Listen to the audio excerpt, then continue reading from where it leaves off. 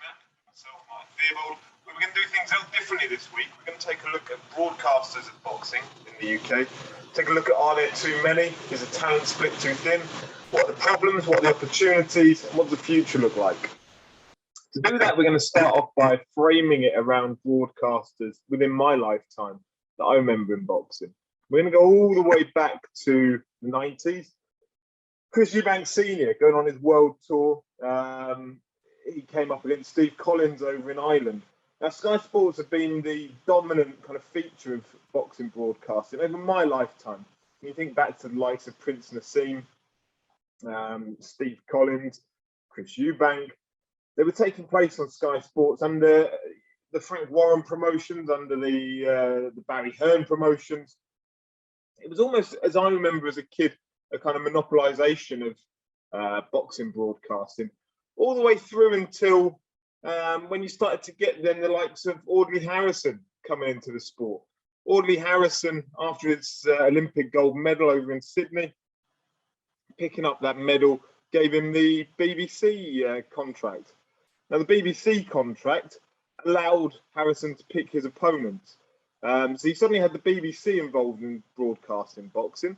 Now, allowing Audley himself to pick his opponents meant that you ended up with some questionable choices. The BBC gave him £1 million, if I remember correctly, to become the boxing kind of superstar on the channel. His Olympic gold medal at heavyweight allowed him that that privilege of doing so. Over the years, you've then had the likes of ITV become involved, and you go back to Carl Frampton fighting on there. Then you started to get the likes of Box Nation come in. So that's when Frank Warren lost the broadcast rights to Sky Sports to a young man called Eddie Hearn. Now, in doing that, it meant that Box Nation set up with Frank Warren and with a number of other boxing promoters who got involved as well. There's the famous photo, which I'm going to share with you now, where you had Barry McGuigan, Ricky Hatton, Frank Maloney, Frank Warren, all bringing their product over onto Box Nation. So you started to have Eddie Hearn over on Sky Sports. By this point, BBC have dropped out. Audley Harrison goes and becomes prize fighter champion. That's what Hearn was doing on Sky Sports, just pulling through some new talent, some older talent, putting it into that prize fighter format, creating those tournaments. Over in Box Nation, yeah, you had the likes of Frank Warren, Frank Maloney, Ricky Hatton, Barry McGuigan, all doing their thing. ITV came along that a little bit later. If you remember that Carl Frampton fight over in Ireland, where he had Dillian White on his undercard. There were never that many broadcasters involved at any one time. It was never kind of at the levels that we're used to now. As I mentioned earlier, you always had that dominant feature of boxing, which was Sky Sports. It was Audley Harrison who brought back pay-per-view, which was when he fought against David Haye, and nearly killed it in the process. It nearly killed off pay-per-view entirely until we come back to Froch versus Kessler 2. That was when pay-per-view really started to rebirth itself in the UK. That was the fight that kind of allowed it as a platform. That was after Froch had fought Lucian Butte on Standard Sky. But again, as broadcasters, it wasn't they necessarily had a monopoly, but that was the dominant force in the sport. That pay-per-view platform has carried on with Sky over the years. You've ended up with Carl Froch being the kind of #1 pay-per-view star for a number of years. We all think back to the Groves fight, that Kessler fight. He's had many, many on the platform. And then he's kind of handed that mantle over to Anthony Joshua. Anthony Joshua became the pay-per-view star on Sky Sports. And he's almost given birth to other opportunities and other channels for other fighters. But it's kind of like Anthony Joshua was the catalyst to boxing becoming more widespread. So you go forward to today.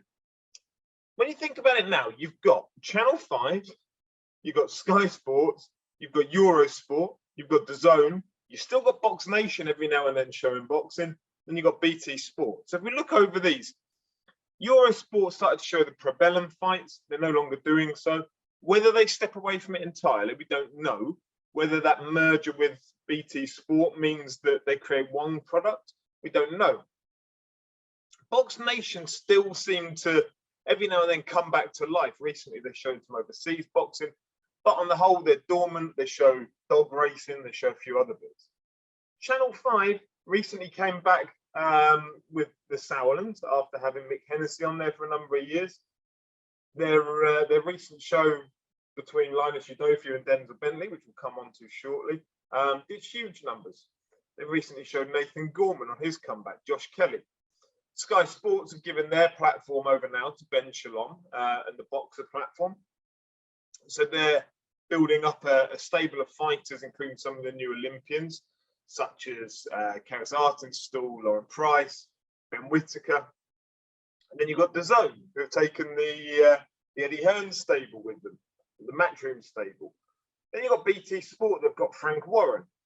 So you start to dilute all of the boxing talent from around the UK onto these different platforms, which, are there too many platforms for it to be sustainable, will be my question.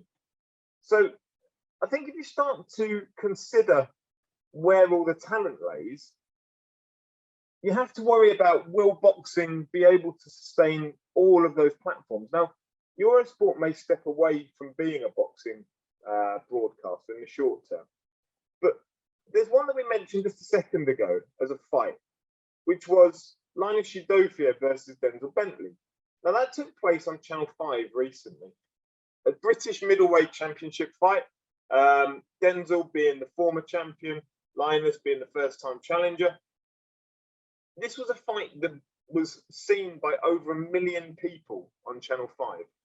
So domestic boxing on a domestic channel between two interesting characters in a very close fight did huge numbers, 1 million people.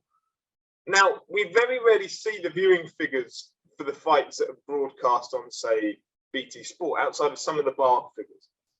We very rarely see anything about what the DAZN viewing figures are, and the pay-per-view figures, we have to rely upon what the promoters tell us, which I think it's probably fair to say that we can be skeptical about at best.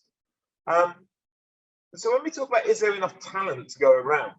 One of the most interesting divisions right now in boxing is the light heavyweight division. And I mean that both from a domestic and from an international perspective. So taking a look at where that lies, we've seen some great fights recently between the likes of Craig Richards and Joshua Buatsi. So if we take a look at a scenario now of the light heavyweights within the world scene, and then we break it down by their broadcasters. On Sky Sports, so Sky Sports have an international agreement with Top Rank around being able to broadcast their product. Sky Sports have got Dan Aziz as their kind of light heavyweight prospect, so British British light heavyweight champion, undefeated. He's been out sparring Artur Beterbiev. You get the impression he's not that far from being at world level right now.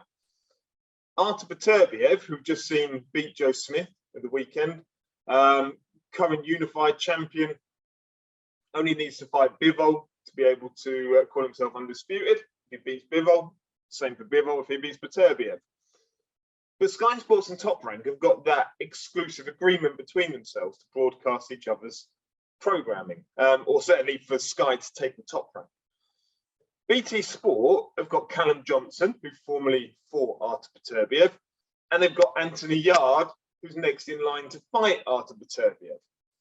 DAZN have got Joshua Buatsi, and they've got Craig Richards. And they've also got Bivol, who we mentioned earlier, who is in line, or who is the WBA champion, who, to become undisputed, could fight Beterbiev. So you start to draw these promotional and platform lines between boxers. And you start to ask the question about whether these fights can ever happen. So as boxing fans, will we ever get to see Beterbiev against Bivol? One on Top Rank, who have their own American broadcast deal. Bivol with DAZN, who has his own broadcast deal. In the UK, will we get to see Anthony Yard against Joshua Buatsi? Probably not, because one's on BT Sport as one of their kind of headline acts, and one of them's on DAZN, being built towards being one of their headline acts. Callum Johnson, will we get to see him cross against Dan Aziz or against Joshua Buatsi? He's just left Matchroom not too long ago, so it seemed unlikely he'd go back and take on one of those opponents. So you can start to see the problem that having all these different broadcasters creates. Now, as boxing fans, it creates some pretty big issues.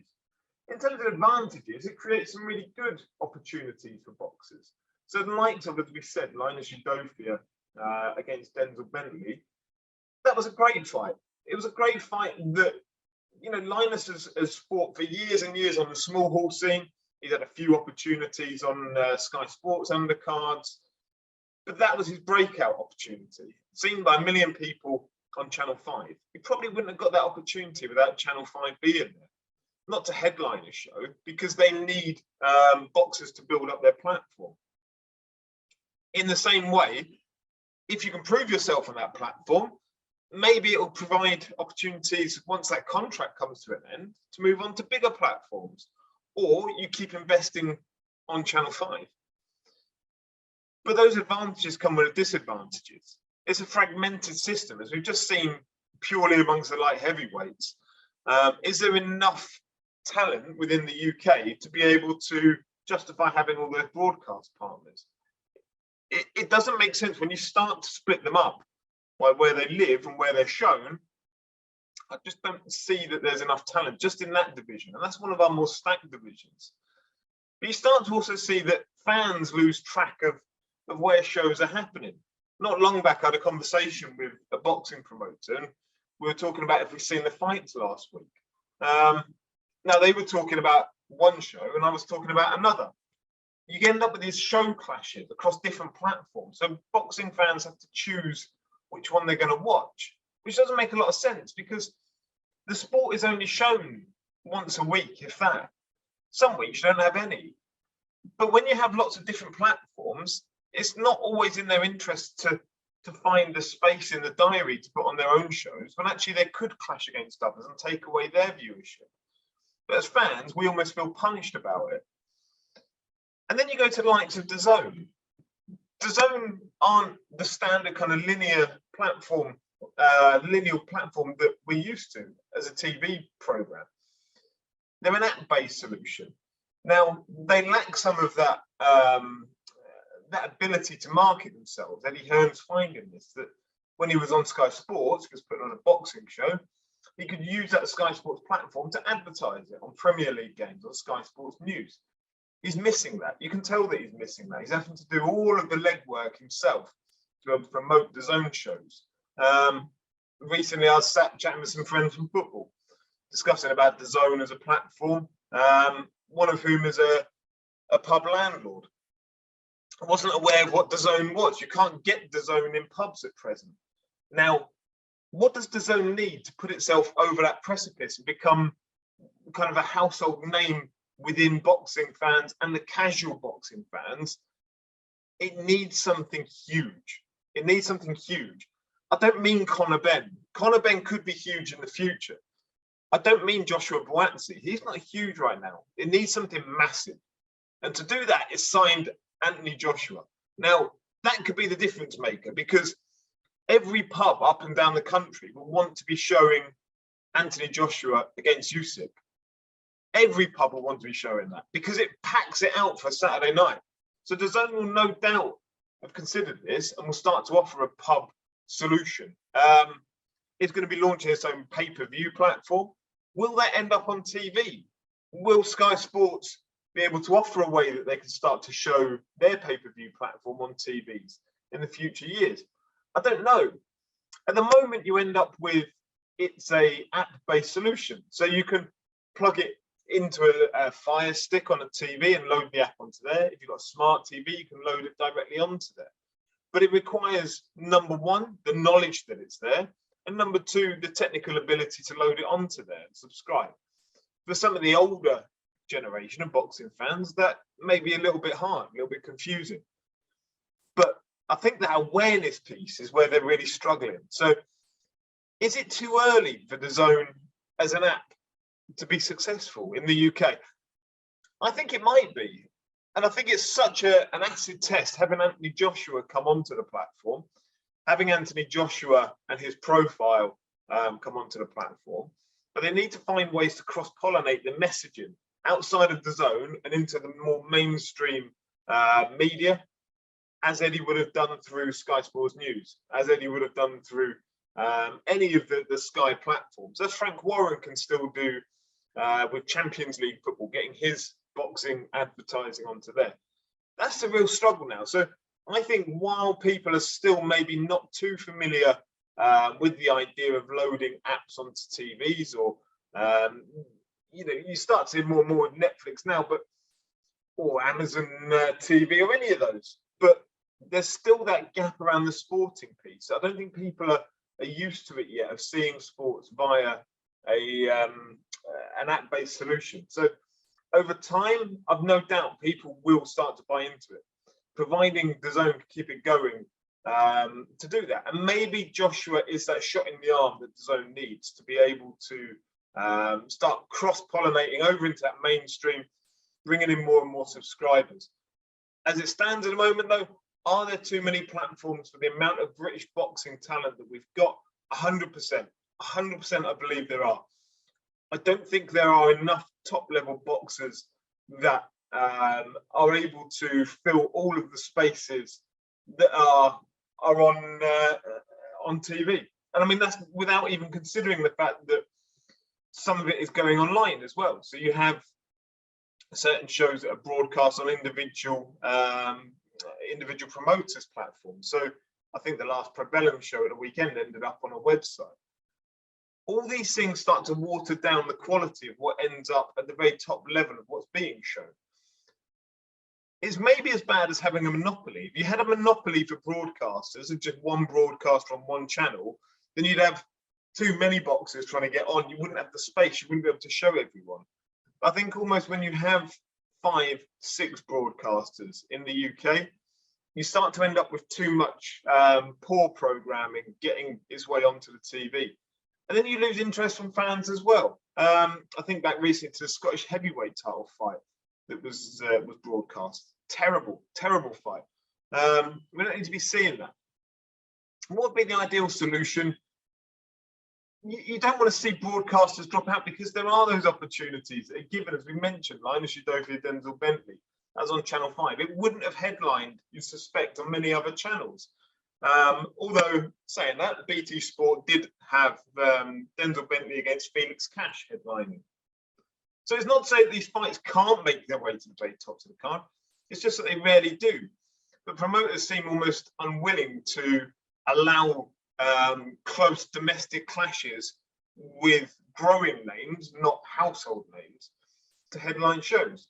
It's interesting that with the Zone, they recently announced they're going to be going back to kind of a next-gen feel for some of their shows coming out of Leeds. So it'll be interesting to see if they will put on more and more of those. And again, that will provide opportunities for more localized boxing onto those platforms. But it's the quality, ultimately, that people need to consider. And I think that's maybe where boxing fans get frustrated with it, is that when you look at the Wasserman show on Channel 5 last weekend with Nathan Gorman and Josh Kelly, there wasn't the quality on there for people to be invested in. Are people going to tune into that again in the future? It'd be surprising. And it's a shame, after the success of Linus Udofia versus Denzel Bentley, that we ended up with that Nathan Gorman show being the headline act. In terms of broadcasters for the future, yes, the Zone has a future, I'm sure, as more and more people start to accept that sports could end up, certainly when you end up with Premier League games on Amazon Prime TV, people will get more familiar with it. I think the Zone needs that crossover with AJ, but the problem they're going to have there, of course, is that he only fights once every 6 months. They need something to fill those gaps. They need that quality. But as you said, the quality is watered down because so many platforms are taking on different boxers. It's a difficult one to solve. So let us know your thoughts. Are there too many broadcasters, or does having that many broadcasters provide so many opportunities? And that's actually a really good thing for boxers. Let us know your thoughts. Join the discussion on the Pitch Boxing app. Thank you.